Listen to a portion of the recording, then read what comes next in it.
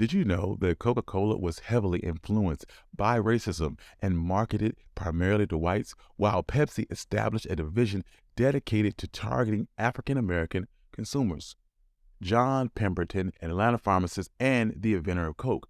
This product was actually his second drink, though. Prior to Coca-Cola, in 1884, Pemberton created a French wine cola.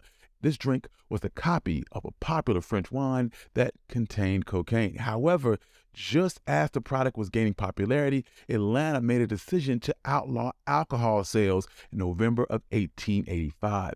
In the United States, prohibition was often used as a tool to control minorities, particularly European Catholics and African Americans. Law enforcement officers used prohibition against intoxication to justify detaining members of Black communities, especially in the South.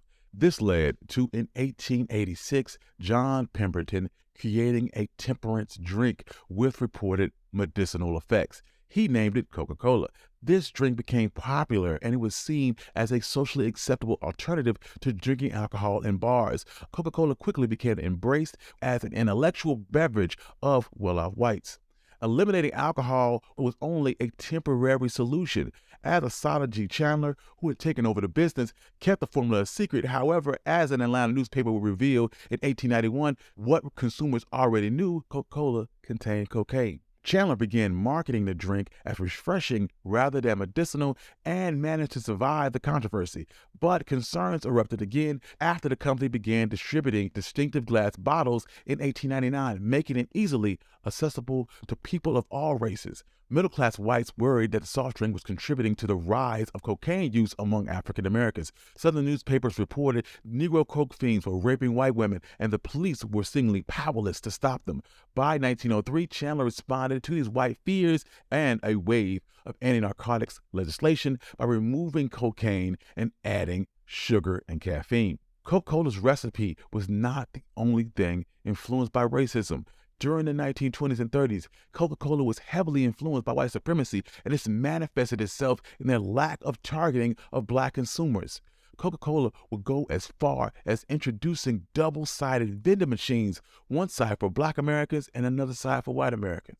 Meanwhile, Pepsi was the second largest drink company in the country and attempting to compete with Coca-Cola by offering a sweeter product in a larger bottle for the same price. Despite their best efforts, they still trailed behind Coca-Cola into the 1940s. To gain a competitive edge, Pepsi CEO Walter S. Mack hired a team of African Americans to create a Negro Markets department aimed at marketing to African Americans. Into the late 1940s, Pepsi began a marketing campaign targeted at African American consumers in the Southern Black Belt and in northern urban areas. They hired Duke Ellington as a spokesperson, ran ads in Black publications, and set up special point-of-purchase displays in stores frequented by African Americans. However, as a result, some Americans began to associate Pepsi with Black people, and Pepsi quickly killed the program. However, this image of Coke and Pepsi as white and Black drinks continued to persist.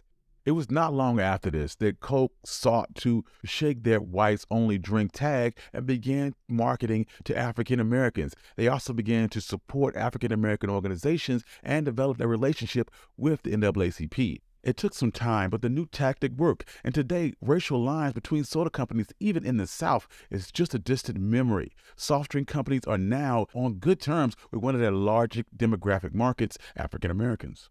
Thank you. I'm your host, Country Boy, and this has been One Mic History. I'm going to continue with this mini-series, and if you have questions or you just want to leave your comments, like I said, you can do so at onemichistory.com in the contact page. Thank you for listening, and peace.